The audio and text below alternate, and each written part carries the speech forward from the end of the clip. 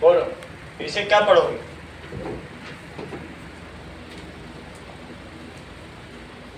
इसे क्या पढ़ोगे दीपिका बताओ। हाँ बोलो दीदी, आप बताओ, बोलो। करेक्ट, ए करस्पॉन्ड्स टू, ये सब 9th में पढ़ा है तभी तो जिज्ञासा को याद रहा। ए करस्पॉन्ड्स, क्योंकि जगह जगह करस्पॉन्डिंग वर्ड यूज किया जा रहा है। अगर मेरा हाथ इस पे ओवरलैप करना है तो इस उंगली को इस पे करस्पॉन्ड कराना पड़ेगा। तुमने सोचा ऐसे रख दें, ऐसे रख दें, या ये ऐसे रख दें, तो क्या ओवरलैप हो पाएगी? तुम टेढ़ा मेढ़ा फिगर करो, ए को डी से मिलाओ, ए को डी पे नहीं रखोगे मामला बिगड़ जाएगा। वो तो कॉन्ग्रुएंसी में करना है, लेकिन करस्पॉन्ड्स का मतलब क्या होता है कि कौन फेस, अगर तुम सीधी डियाना और उल्टी डियाना देखोगे तो मिल पाएगा चेहरा। करस्पॉन्ड का मतलब वैसे देखो। समझ में आई बात कि नहीं? बी करस्पॉन्ड्स टू ई। अच्छा ये बताओ, और सी करस्पॉन्ड्स टू एफ, सही है?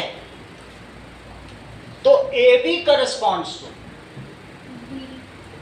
ए B corresponds to D E, ठीक है Priyanshu? B C corresponds to E F, BC corresponds to EF, और बताओ CA corresponds to FD। अच्छा जानते हो। और AC corresponds to DF। तो फिर मुझे ये बता दो कि ABC ये corresponds to DF, triangle DEF। ये तो मैं कह रहा हूं कि किस तरीके से रखना है। इसका ये बिल्कुल भी मतलब नहीं है कि ये कॉन्ग्रुएंट है, या मतलब मुझे किस साइड को किससे कंपेयर करना है, सिर्फ इसका ये मतलब है। इसका ये मतलब नहीं है कि ये कॉन्ग्रुएंट होगा या सिमिलर होगा। अभी तो मैं किसको कहाँ रखना यही सोच रहा हूँ। क्या पता ये मेल ही खा जाए, एग्जैक्टली उनकी साइड इक्वल हो जाए और एंगल भी इक्वल हो जाए, तब कॉन्ग्रुएंट हो जाएंगे। और अगर यहाँ पर तुमने ये देख लिया, बोलो AB बाई डी कितना पाया गया, चेक करो जरा। 4 सेंटीमीटर बाई 2 सेंटीमीटर कितना आया जी किशा? अच्छा, यूनिट काटने के बाद भी तुम्हारी यूनिट बच जाती है, ये जादूगर। अब मुझे बताओ BC बाई EF कितना आएगा? अविश यहां से देखो, BC बाई EF उसी तरह लिखना ही है, BC by EF।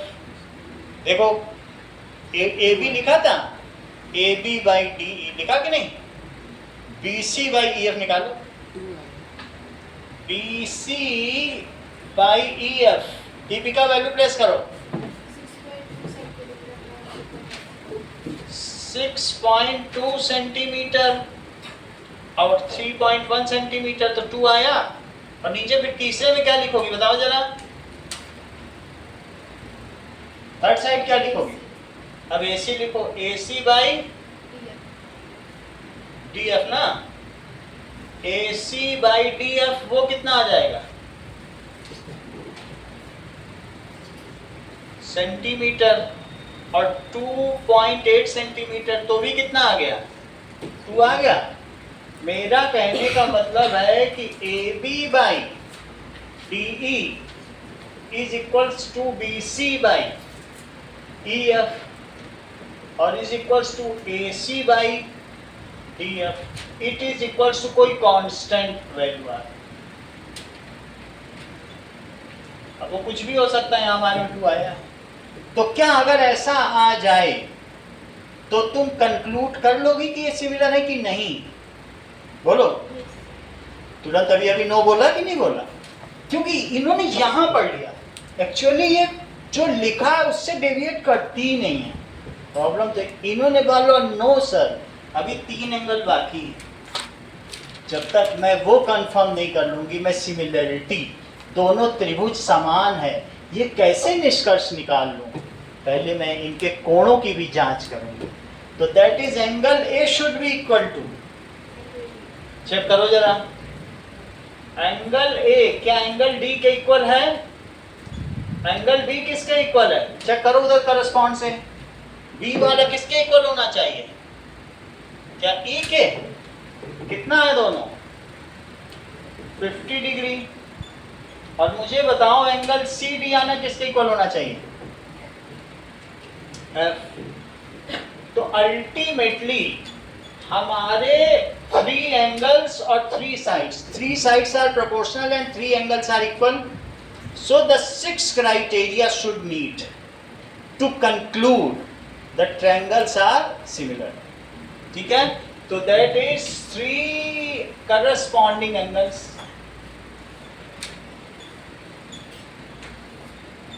Are equal. लेकिन तुमने कॉन्ग्रुएंसी में भी 6 क्राइटेरिया नहीं देखे थे, तुमने कहा था अगर 3 भी मिल जाते हैं तो वो सफिशिएंट टू कंक्लूड है, ऐसा देखा था कि नहीं, जैसे SAS, ट्रिपल एस और न जाने क्या क्या देखा था। ठीक है, AAS फिर RHS, ऐसे बहुत सारे देखे थे, तो इसमें भी कुछ तो क्राइटेरिया होंगे। अब धीरे धीरे हम उनकी जांच करेंगे, लेकिन बात तो ये है, इफ 6 पैरामीटर्स, ठीक है, वो मैच कर जाए, मैच करने का मतलब वो प्रोपोर्शनल हो जाए, इक्वल हो जाए। सो इफ लिखो 6 पैरामीटर्स ऑफ 2 ट्रायंगल्स मैच का मतलब है, यहां मैंने लिख दिया है corresponding sides are proportional corresponding side, then 2 triangles are similar।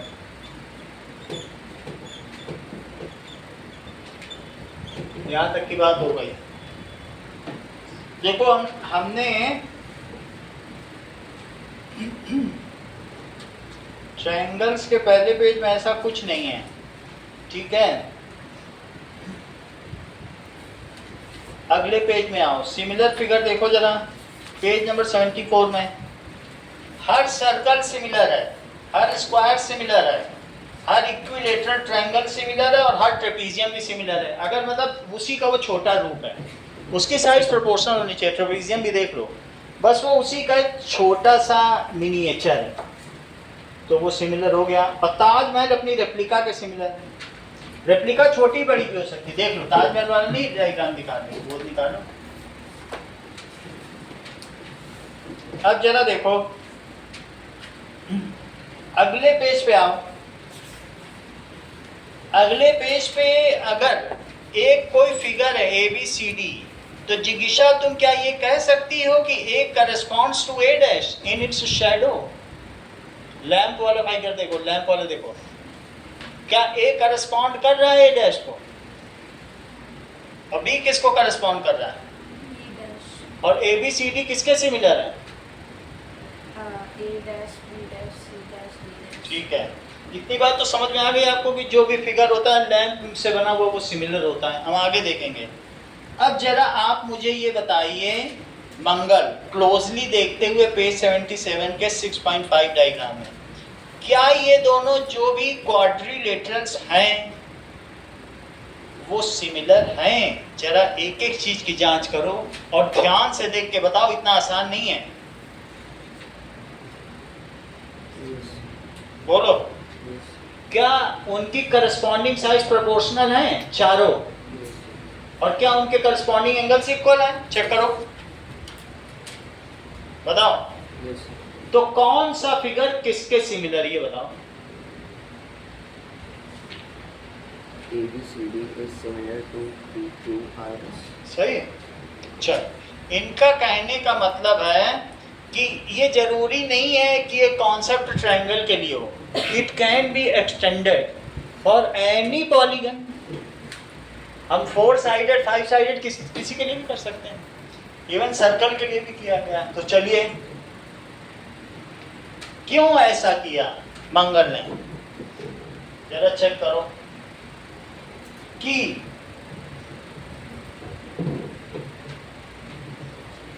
लिखो 6.5 फिगर देखो, figure 6.5, that is ABCD is similar। ये किसका चिन्ह है? This is a sign of is similar. किसके सिमिलर है? इट इज सिमिलर टू, जब ए लिखा है तो पी पहले लिखना है, उसी ऑर्डर में लिखना है। P Q R S S क्यों सिमिलर है? इज सिमिलर टू, टू भी लिखना है, इसका मतलब है इज सिमिलर।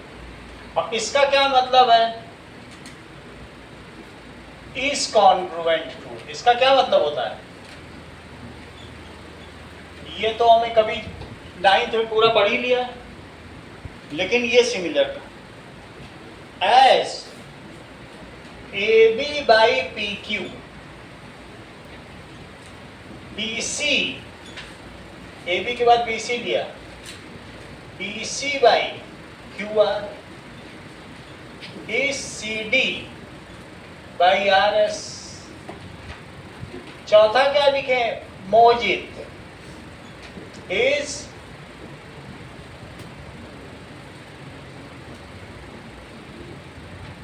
देर बहुत लगा रहे हो हर्षवर्धन, DA/FP, बोलो।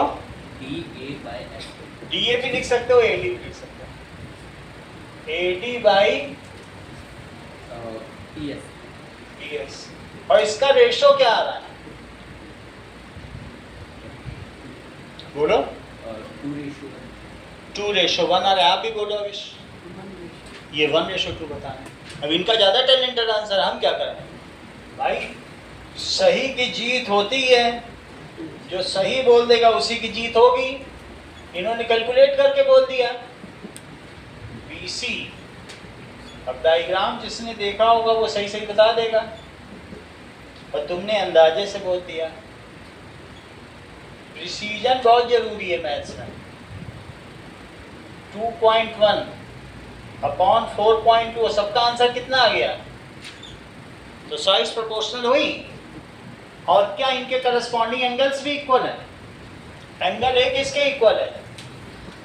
एंगल डी के, जो कि 10, एंगल पी किसके इक्वल है? 105 डिग्री। एंगल बी किसके इक्वल है? एंगल क्यू के। एंगल सी किसके इक्वल है? एंगल आर के।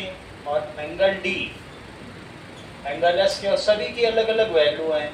ये 100 डिग्री है, ये 70 डिग्री है, और ये 85 डिग्री है। ठीक है। In both quadrilaterals as, sentence पूरा करो, ये क्यों सिमिलर है? बताती नहीं हो तुम, आप बताओ बेटा। As the corresponding sides are proportional. वो तो इक्वल बताने का लिए, तो सब इक्वल ही है। 1.5 और 3 में कितना फर्क है बताइए? सब तो इक्वल है। छोटे बड़े से क्या होता है? सब इक्वल है, सबको 2-2 रोटी खानी है। आप बोलो। And the corresponding angles are equal. सही है। Corresponding sides are proportional. ये बेसिक चीज को माइंड में रखना पड़ेगी, चैप्टर ही से नहीं पढ़ पाएंगे, फिर हम यही सिखाते रह जाएंगे। सही है। तो that is as in above quadrilateral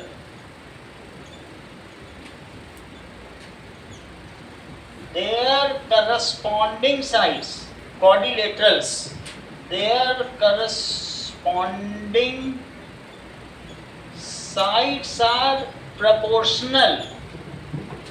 proportional का मतलब है समानुपाती हैं। and their corresponding angles are equal. Angle तो इक्वल होने ही चाहिए। so both figures are similar. अगले डायग्राम में आओ। चलो अगले डायग्राम में दीपिका 6.6 में ये बताओ, ये दोनों फिगर क्यों सिमिलर हैं? बताओ। है ही नहीं सिमिलर, क्योंकि उनकी जो कुछ साइड्स होते हैं, एक स्क्वायर कभी एक रेक्टेंगल के सिमिलर हो पाएगा? सो दीज आर, यद्यपि उनके करस्पॉन्डिंग एंगल्स इक्वल हैं, however their corresponding sides are not proportional. चारों का रेशो सेम आएगा। 2 में तो 3-3 आ रहा है, स्क्वायर में सब 3-3 है, और उसमें रेक्टेंगल में 2 3.5 नहीं आ पाएगा। तो अगर डिफरेंट शेप्स हैं तो नहीं होगा। अब अगले डायग्राम पे पहुंचो हर्षवर्धन, ये मुझे बताओ क्या स्क्वायर एक रोम्बस के सिमिलर हो सकता है? हैं? क्यों? एंगल्स बराबर। एंगल्स इक्वल नहीं होंगे। मान लीजिए आपने एक स्क्वायर बना लिया और उसी स्क्वायर को किसी ने यहाँ से दबा दिया और बोला कि है वही साइड्स, ये भी 2.1 सेंटीमीटर है, ये भी 2.1 सेंटीमीटर, ये भी 2.1, ये भी 2.1, ये भी 2.1, सब 2.1 थी, लेकिन फर्क कहाँ आ गया? ये बन गया 90 से कम 80 और ये 100 हो गया, तो ये बन गया rhombus. Rhombus can not be similar to,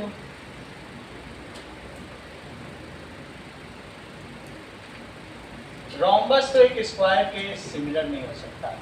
तो लिखो A B C D E F G H, तो लिखो ए बी सी डी ऐसे बना दिया जाता है, इज नॉट सिमिलर, ऐसे लिखा है। इसको क्या पढ़ते हैं? Is not similar to E F G H. अब नॉट सिमिलर में तो तुम इधर उधर भी कर दोगे तो चलेगा, क्योंकि जब सिमिलर है ही नहीं तो क्या, लेकिन फिर भी हमने थोड़ा ऑर्डर कंसीडर किया। चलो एक्सरसाइज 6.1 पे आओ।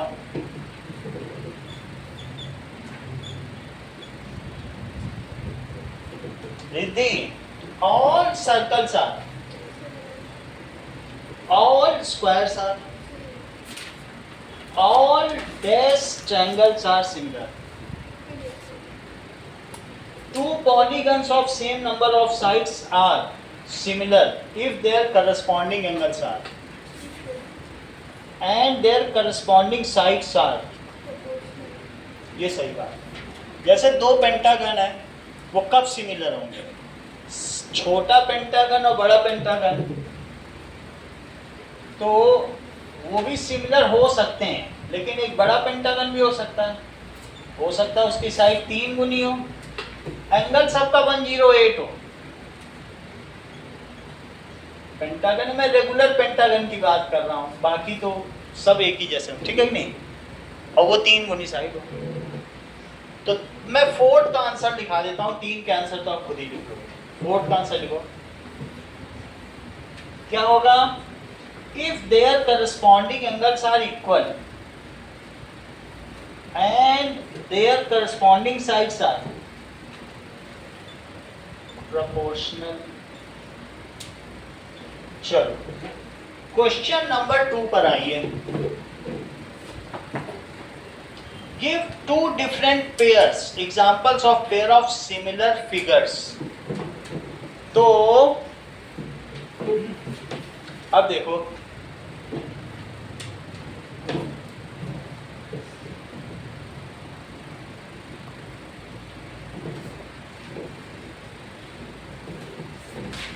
चलिए क्वेश्चन नंबर 2, सिमिलर फिगर्स के मंगल 2 एग्जांपल दो। Circle and equilateral triangle. हाँ, एनी 2 सर्कल, ठीक है, और any 2 squares. Non similar figure, Priyanshu,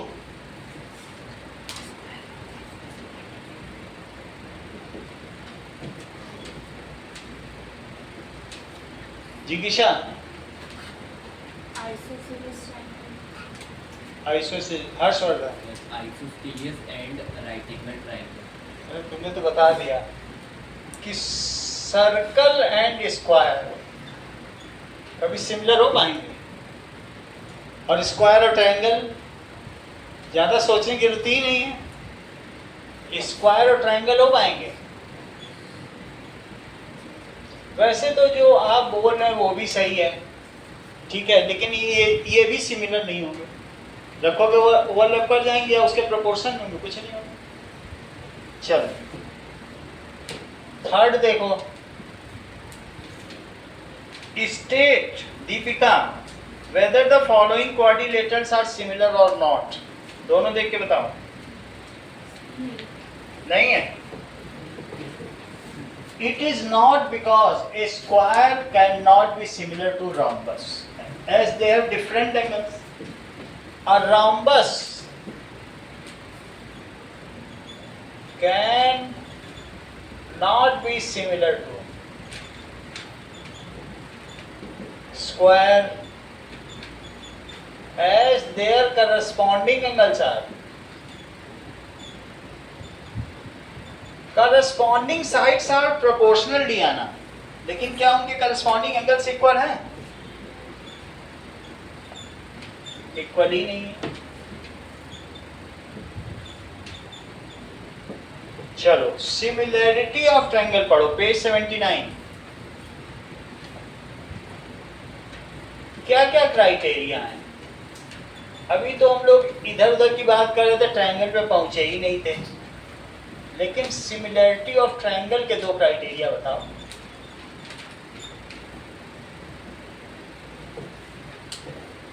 बताओ Deepika. Two triangles are similar, italics में लिखा है।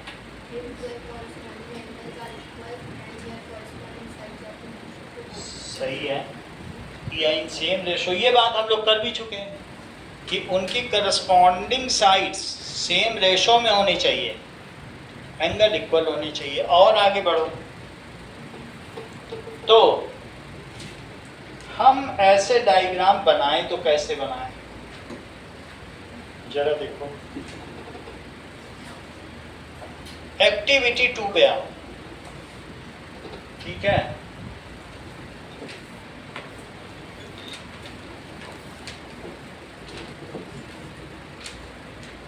एक ऐसे 45 डिग्री का बना लो, ये देखो, सही है। और इसके बाद इसके 5 हिस्से कर लो। हो सकता है कि ये जितनी भी साइड हो, ओके, मान लीजिए आपने क्या किया, 3 हिस्से कर लो, इक्वल इक्वल करना। देखो A1, A2, A3 और ये है, इसके 3 हिस्से कर लिए, ये 6 सेंटीमीटर की थी, सही है। अच्छा, इसके बाद ये भी 6 सेंटीमीटर, तो इसमें इसके 4 हिस्से कर लिए, सही है। इसके कितने हिस्से कर लिए? 4 हिस्से कर लिए। ना भी करो तो तुम ऐसे सोचो, इसको कहीं रेंडमली मिला दिया। कैसे करोगे बताओ? ये A है तो A1, A2, A3, ये B1। अब दूसरी लाइन ऐसी ड्रॉ करो जो इसके पैरेलल हो। ये दोनों पैरेलल हैं, यानी B1, B2 किसके पैरेलल है बताओ? A1, B1 किसके पैरेलल है? A1, तुमने 2 लाइन लेनी 45 के इंक्लिनेशन पे, A1, B1 तो रेंडमली मिला दिया, लेकिन तुम अब इसका सिमिलर डायग्राम बनाना चाहते हो तो इसको किसके पैरेलल ले लिया बोलो? A2 और साथ में एक और पैरेलल लाइन ड्रॉ करो, तो वो कितना होगा? जो ये इसको A3, B3, यानी जो इनके बीच का गैप हो वो सेम होता रहे। तो A2, B2 किसके पैरेलल है? A3। अच्छा मुझे बताओ कि क्या जो ये एंगल होगा वो इसके इक्वल होगा जब पैरेलल है? करस्पॉन्डिंग एंगल तो इक्वल होते हैं, और ये एंगल किसके इक्वल होगा? ये इसके इक्वल होगा, सही है। तो अब यहाँ पर एक थेल्स थ्योरम, अच्छा डायग्राम भी बना, उनका चित्र बना जो थेल्स हैं, उन्होंने एक थ्योरम दी है, बेसिक प्रोपोर्शनैलिटी थ्योरम, ठीक है। कहने का मतलब ये बड़ा ट्रायंगल है और उसी में एक साइड में से कहीं से भी एक ऐसी लाइन ले ली जाए जो इसके पैरेलल हो, सही है। Then this by this is equals to this by this. फिर से समझो, अगर मान लो ये ट्रायंगल लो, बड़ा ट्रायंगल ना लो, बिल्कुल बड़ा, इतना ही लो, और तुमने एक ट्रायंगल लिया, यानी बीपीटी, इस चैप्टर, ये चैप्टर ही लिखा गया है इसी थ्योरम के लिए, और ये थ्योरम तुमको 2 एक्सरसाइज आगे निकाल देगी, इतनी ताकतवर थ्योरम। देखो बेसिक प्रोपोर्शनलिटी थ्योरम क्या कहती है?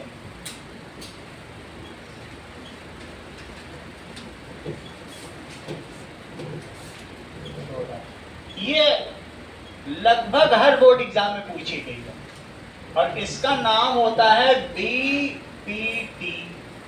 या तो बीपीटी के नाम से पूछी गई है, या फिर किसके नाम से पूछी गई है? Thales theorem. थेल्स मेरे ख्याल से ग्रीक के रहे होंगे। इसमें क्या लिखा है? कुछ लिखा है? ग्रीक ही है, ठीक है, ग्रीक के थे। थेल्स थ्योरम है। ग्रीक का मतलब यूनान, हिंदी में तो जानते ही हो।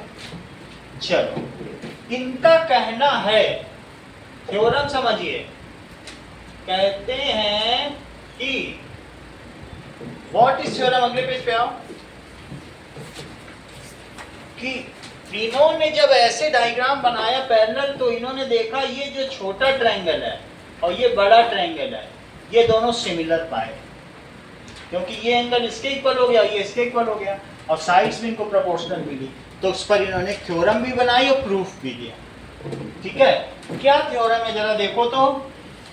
If a line is drawn parallel to one side of triangle, यहां से देखो, parallel to one side of triangle to intersect the other two sides, इसके मैं पैरेलल ले रहा हूं, ये देखो एक लाइन ड्रॉ की है।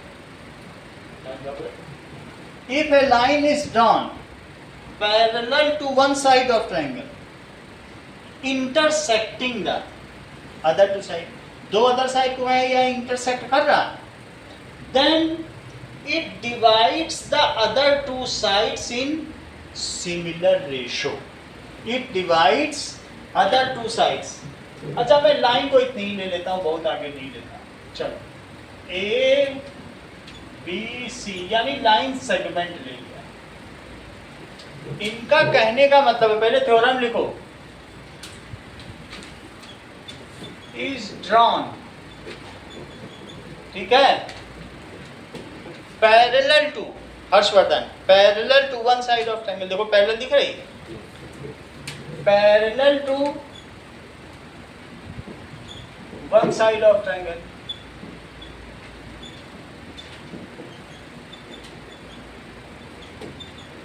intersecting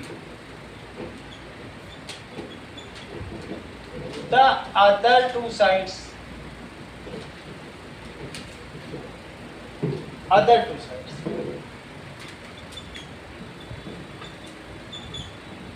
at distinct points.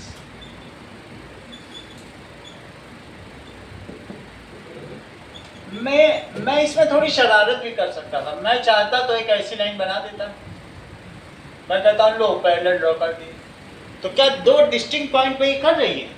नहीं कर रही। अब तो ये एक ही पे कर रही है, वो तो कॉमन पॉइंट हो गया, और ज्यादा करना होता तो मैं इसके ऊपर ही से ले जाता। और एक जो रेशनल थॉट है वो यहाँ से ले गए, वो यही कहना चाहते हैं कि जो तुम पैरेलल ड्रॉ कर रहे हो वो दो डिस्टिंक्ट पॉइंट पे कर, सही है। अभी तुम इसको रिपीट करोगे, तुमको एक पेन देंगे, इसी को रिपीट कर लेना, ठीक है।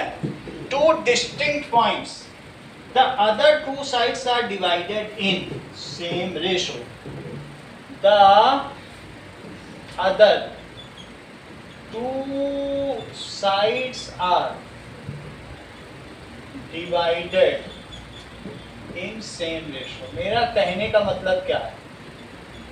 कहने का मतलब है कि गिवन क्या है, ट्रायंगल ABC और क्या दिया है, DE is parallel to BC, और प्रूफ क्या करना है, देखो Swati, then the other two sides are divided in same ratio, proportionality theorem, यानी AD by DB is equals to AE by EC। मेरे पास दो फिगर है, चेक करो, एक ऐसा है और एक ऐसा है, ऐसा। मैंने यहाँ भी पैरेलल लाइन ड्रॉ की और यहाँ भी। तो तुम मुझे बताओ कि 1 2 और 3 4 और 1 2 3 4, बताओ पहले वाले केस में 1/2 3/4 के इक्वल होगा कि दूसरे वाले केस में 1/2 3/4 के इक्वल होगा? स्वाति बताओ।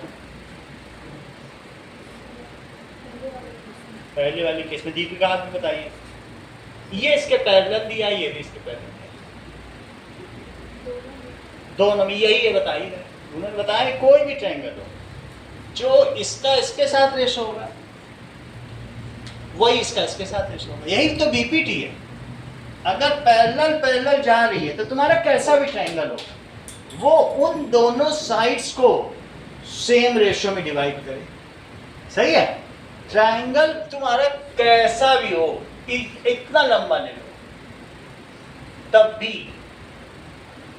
जो इसका इसका रेशो होगा वही इसका इसका रेशो। सही?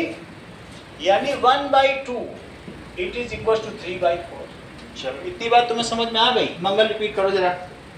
If a line is drawn parallel to one side of triangle intersecting the other two sides, in distinct points, then the line divides it into same parts. नहीं, आप बोलो। ऐसे ही ना, parts।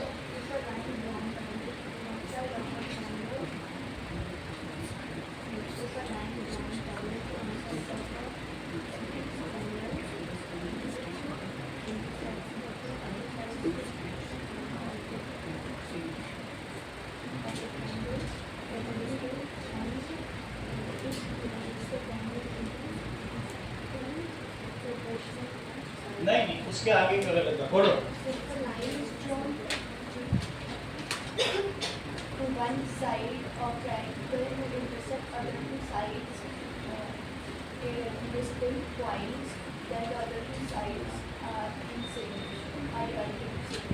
Correct. Are divided into same ratio. Harshvardhan. Sir, if a line drawn parallel to one side of triangle, then it intersects the other two sides in a distinct point, then two sides are divided in the same way.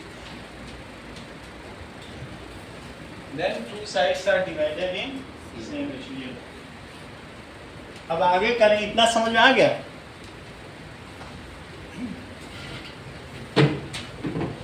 चलो इसका proof देखो, repeat करो जी के साथ बिना pen के। If a line is drawn parallel to one side of triangle intersecting the other two sides in distinct points, then the other two sides are divided in same way. ठीक है, ये समझ में आ गया? हमें गिवन क्या है? पैरेलल। और हमें प्रूव क्या करना है कि this by this is this by this for all the cases, चाहे तुम्हारा ट्रायंगल कैसा भी हो। सही है? चलो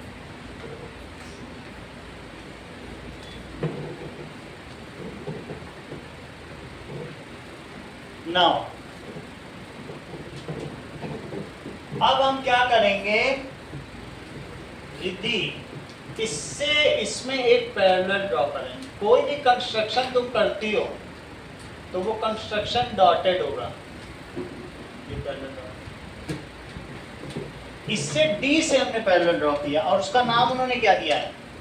DM। अच्छा, ई से भी पैरेलल ड्रॉ करो, परपेंडिकुलर ड्रॉ करो। परपेंडिकुलर ड्रॉ करोगे तो इसका नाम क्या करोगे? DM। सही है? परपेंडिकुलर डाल दो, एल्टीट्यूड।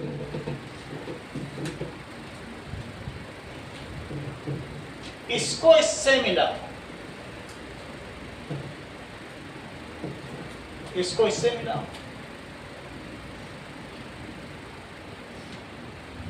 सही?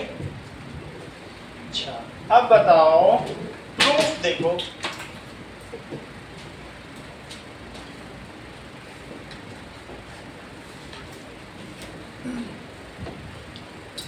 आपको क्या प्रूव करना है?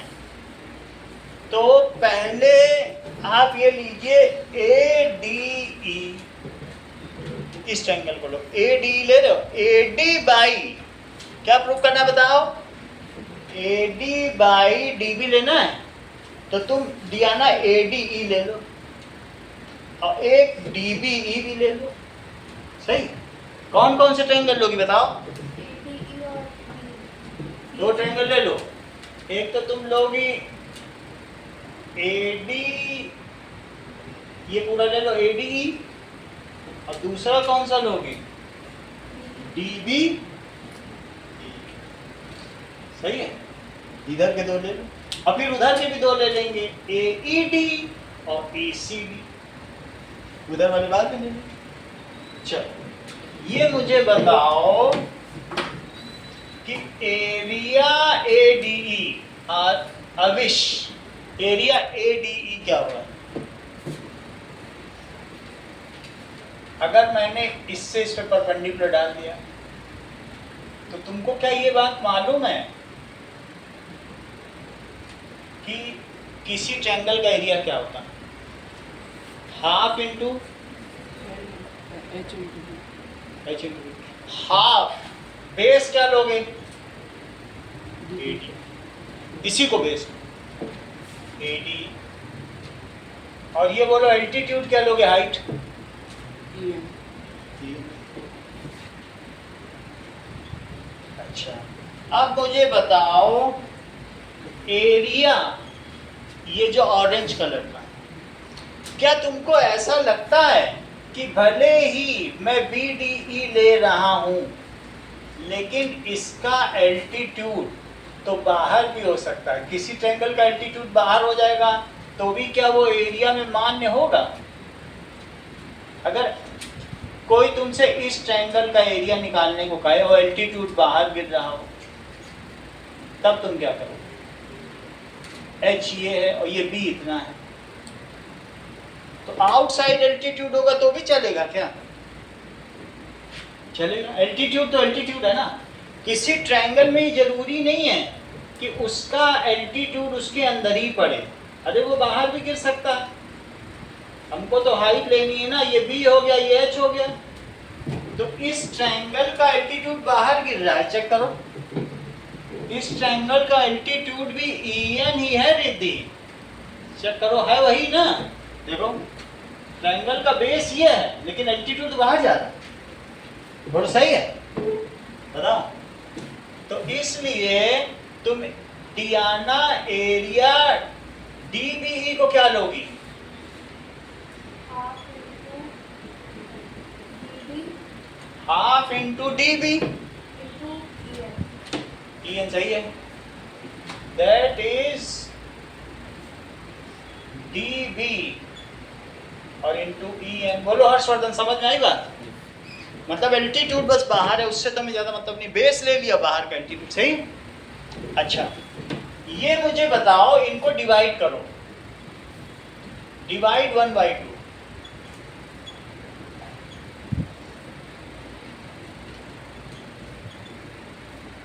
तो ये इक्वेशन 1 हो गई, ये 2 हो गई। तो area ADE upon area DBE half into AD into EN, EN cut जाएगा, और DB इंटू EN, ये तो कट गया। तो ये मुझे बताइए area ADE upon area DBE कितना आ गया? क्या AD/DB आ गया? बोलो प्रियांशु, ये समझ आई बात? अब तुम उधर की बात करो, सवाल यही है, लेकिन अब मैं कर क्या रहा हूं, उस साइड से देखूंगा, क्योंकि इधर का तो AD/DB आ गया ना। अब मुझे AE/EC भी तो चाहिए, तभी तो मैं इक्वल कर पाऊंगा। AD/DB तुम्हारे हाथ में आ गया, वो भी आ जाए तो मैं लेफ्ट हैंड साइड इक्वल तो कर ही दूंगा, वो बात की बात। सही है? चलो, कहने का मतलब है अब की का जब काम करूंगा तो मैं एल्टीट्यूड डीएम लूंगा और बेस लूंगा एसी।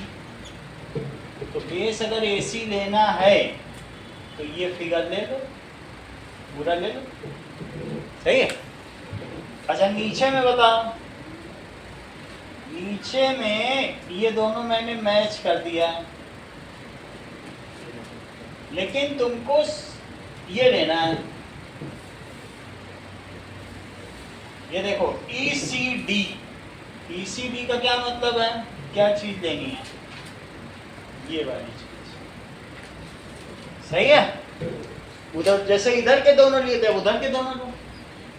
चलो तो अनुष्का तुम ये मुझे बताओ, एरिया AED को तुम क्या कहोगी, बोलो। half into AE into DM. सही है, half into AE into DM, क्योंकि हमको AE चाहिए यहाँ पे, तो बेस तो AE लेना पड़ेगा। चलो मंगल, एरिया ECD को क्या कहोगे, half into EC into DM। Half into EC। देख लो प्रियांशु, इनको ये मालूम है कि इस ट्रायंगल का एल्टीट्यूड बाहर गिर रहा है, तो भी क्या लेना देना, एल्टीट्यूड तो एल्टीट्यूड है, अंदर गिरे चाहे बाहर गिरे, किसी ट्रायंगल का अंदर भी हो सकता है, बाहर जा रहा है, जैसे मैंने यहाँ बताया। तो DM। अगला स्टेप क्या होगा Mangal, dividing G by 4। Divide equation 3 by equation 4, सही। तो area AED upon area ECD, तो half into AE into DM और half into EC into DM। DM से DM कटा, हाफ से हाफ कटा, एरिया AED और एरिया ECD, तो वो क्या आ गया, यहाँ तक समझ में आ गया। अच्छा ये इक्वेशन, अब इसको भी मुझे कुछ नंबर तो देना पड़ेगा। इक्वेशन A न डालो और कुछ डाल दो, 3 इसी को डाल, इसको 4 डाल, इसको 5, ऐसा करो।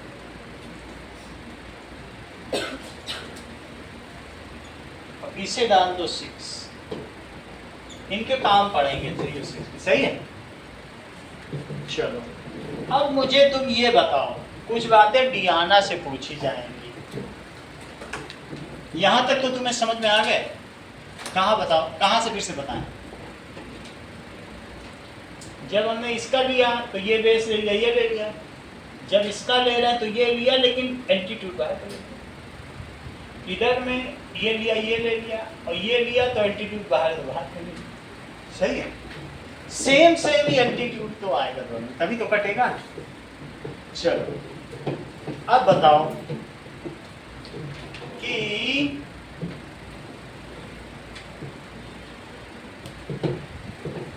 यहां तक की बात हो गई। अब ये दो पैरेलल्स हैं,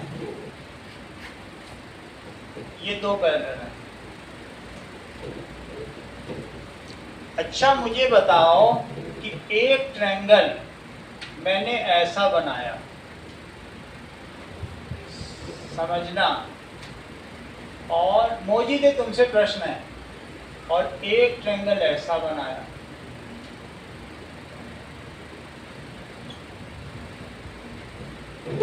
तो ये मुझे बताओ ट्रायंगल ABC का एरिया बड़ा है कि ट्रायंगल ये BDC का, जबकि ये गिवन है कि AD is parallel to BC, ये गिवन है, तो किसका एरिया तुम्हें बड़ा लग रहा है? हाँ? या तो मैं और भी यहाँ से ये ले लूँ दिल्ली तक, मैं दिल्ली जा रहा हूँ और दिल्ली से लौट के यहाँ आ जाऊँ, सीख है, ऐसा भी मैं कर रहा हूँ। अब बताओ अब किसका बड़ा है? तब भी इक्वल है। इनका कहने का मतलब है इसका एरिया हाफ इंटू BC और इंटू परपेंडिकुलर, ये H है, ये क्या कहलाएगा H। सही। अच्छा इस दूसरे में देखोगे तब तुमको यहाँ एल्टीट्यूड डालना पड़ेगा, तो भी क्या H ही आएगा, बोलो। क्योंकि अगर दो पैरेलल्स है तो उनके बीच की डिस्टेंस नहीं बदलती है, और बेस का दोनों का सेम है। बेस तो मैं यहाँ जहाँ से चलता हूँ दिल्ली जाने के बाद भी C पे ही लौट रहा हूँ, सही है कि नहीं। अच्छा इसका एरिया क्या हो गया,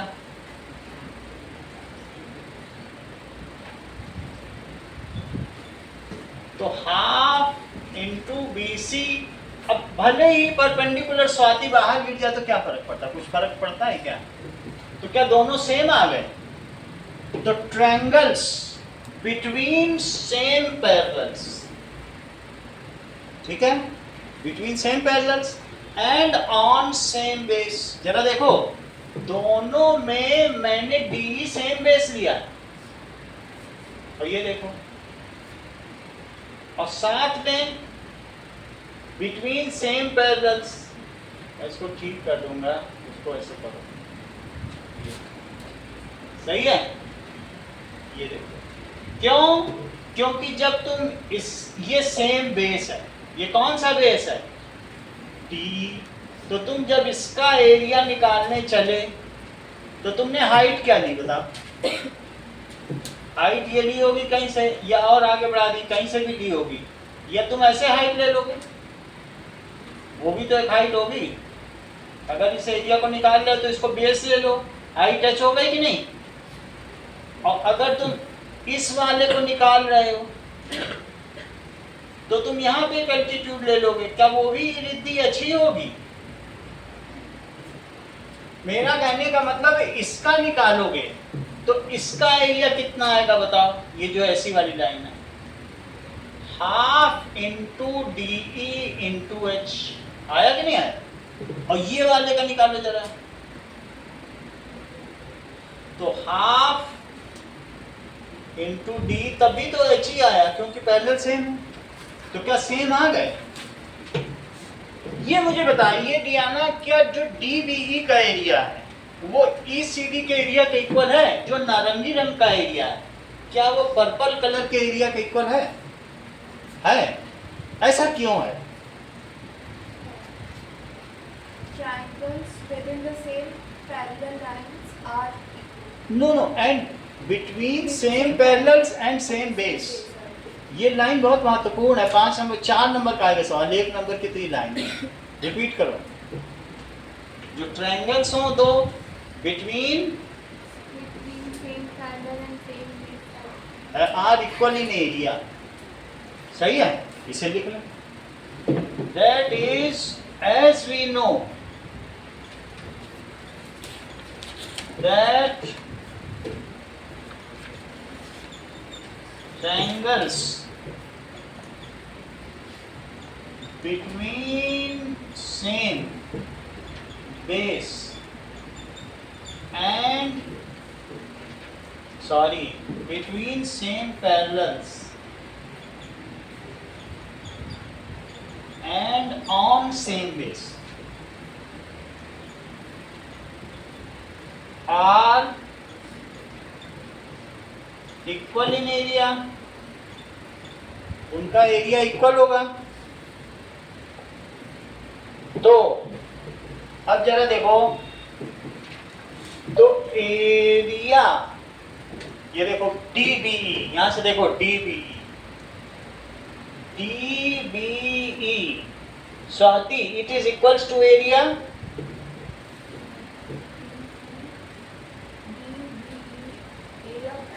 Area of triangle DBE is equals to area of triangle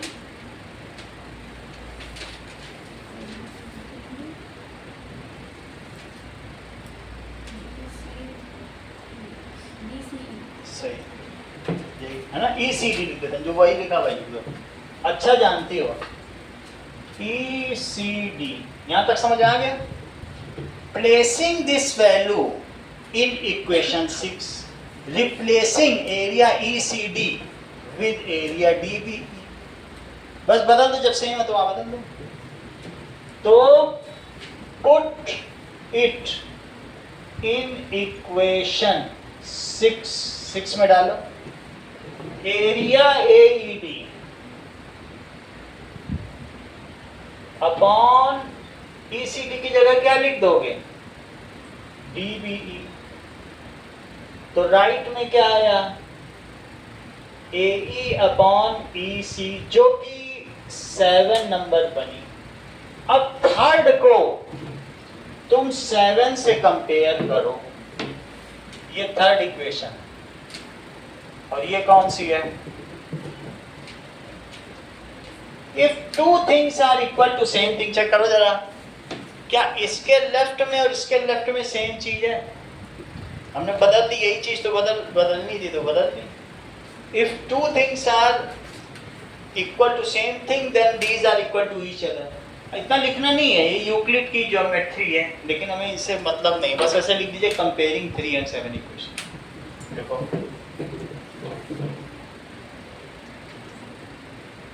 comparing equation 3 and 7, इनको कंपेयर किया जाए, सही है? तो कंपेयर करने पर क्या कंक्लूड करती हो अनुष्का? अगर लेफ्ट हैंड साइड इक्वल है तो क्या कंक्लूड कर रही हो?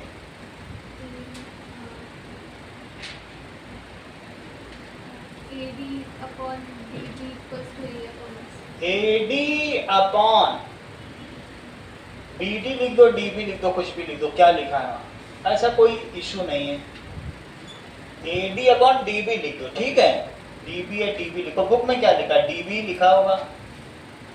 AE अपॉन EC, जो बुक में वही लिख दो, यही लिखा होगा, सही है?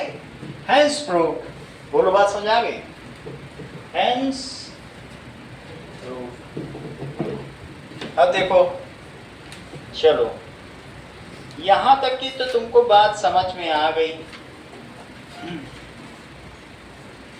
अब जरा देखो एग्जाम्पल 1 करो, तुमसे ये थ्योरम प्रूव कराएंगे और एग्जाम्पल 1 कराएंगे, 2 काम कराएंगे। एक थ्योरम समझ आ गई, एक सवाल भी कराएंगे इसी पे बेस में, कन्वर्स अभी नहीं करा रहे। चलो नाउ क्वेश्चन क्या का, बस 2 लाइन का सवाल है, बड़े आराम से समझ में आ जाएगा। चलो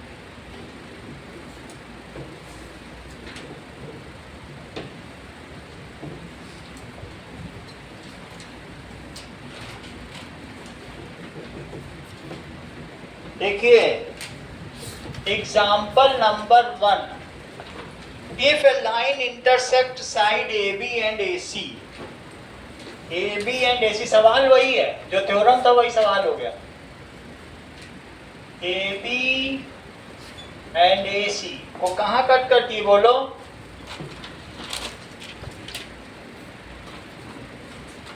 DE, ऐसे कट कर देती। गिवन क्या है बताओ? D and D respectively and is parallel to BC। Given है DE is parallel to BC, बिल्कुल वही चीज दी है। तो वो प्रूव क्या कराना चाहता है? Prove that AD by AB it is equals to AE by AC। तुमने प्रूव किया है कि this by this is equal to this by this, वो कह रहा नो, प्रूव करो this by this, this by पूरा इज दिस बाई पूरा, वो उसकी कोरोलरी है, वो उसका अनुच्छेद है वही थ्योरम। ये भी बीपीटी है, आगे से हर सवाल में इसको भी बीपीटी करके यूज करेंगे, लेकिन एक बार प्रूव करना पड़ेगा, है वही चीज। देखो कैसे प्रूव करते हैं। पहले तुमने दिस बाई दिस को दिस बाई दिस प्रूव किया, अब कह रहा नहीं दिस बाई दिस को दिस बाई दिस कह रहा ये पैरेलल है। पैरेलल तो है बट प्रूव करो, प्रूफ देखिए जरा। तो ये मुझे बताइए कि DE is parallel to BC, तो बाई BPT मंगल क्या हुआ? AD by DD is equal to A by EC. AD by DB is AE by EC। तुमको ADB और AE को बचा के रखना, तो तुम क्या करोगे? पलटो, एक जोड़ो फिर पलटो, ये प्रूफ किया। Inverting, adding one to both side and again inverting proof हो जाएगा। सही? क्या करूंगा? ये चीज चाहिए ना तुमको, तो पहले इसको इन्वर्ट कर दो। पलट देने से डिनोमिनेटर सुरक्षित हो जाता है। न्यूमरेटर में बिगड़ाव हो सकता है वन जोड़ने से, न्यूमरेटर कहाँ चला जाए, डिनोमिनेटर तो ही रहेगा। इन्वर्टिंग बोथ साइड, तो देखो जब इन्वर्ट करोगे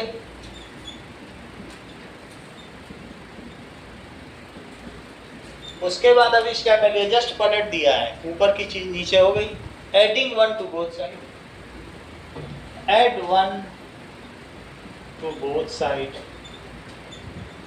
मोजीद, अब देखो मैंने ऐड किया है, तुम्हें बताना है कैसे ऐड करें।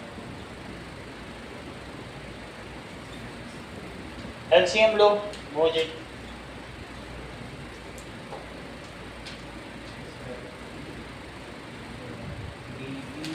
यहाँ क्या लिखे हैं? सही है, ऊपर भी तुम सही बता रहे हो। DB प्लस AD, क्योंकि 1 को 1 by 1 लिख सकते हैं, और 1 by 1 लिखोगे तो क्या होगा? 1 से इसमें डिवाइड करो, 1 पे मल्टीप्लाई करो। सही है? यहाँ रिद्धि क्या लिखें? A लिख दिया, और EC प्लस AE। क्या आप मुझे बताएंगे DB प्लस AD क्या है? DB प्लस AD क्या है? क्या AB है? बताओ, है ऐसा? और वहां पे क्या आएगा राइट में? AC by AE। अब तुम क्या करने वाली हो?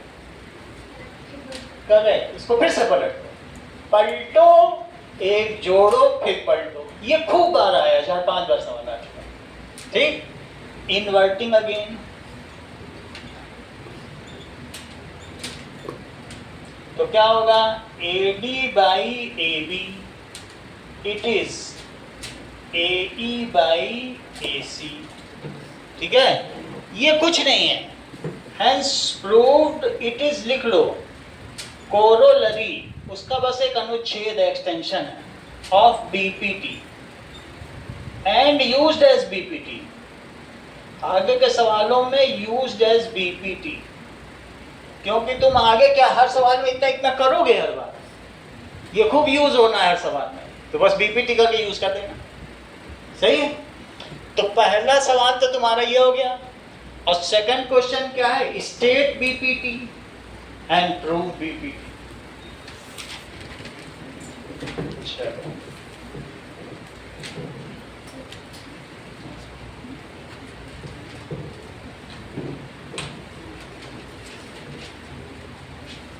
बुक बंद कर देना, इसी से तुम बस रिफर देना। जो एग्जाम्पल 1 और question number 1, state rails theorem, that is basic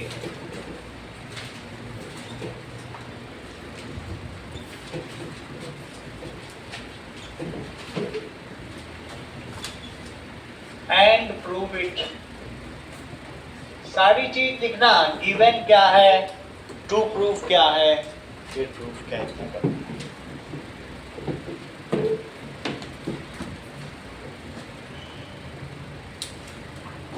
कल साइंस होगी।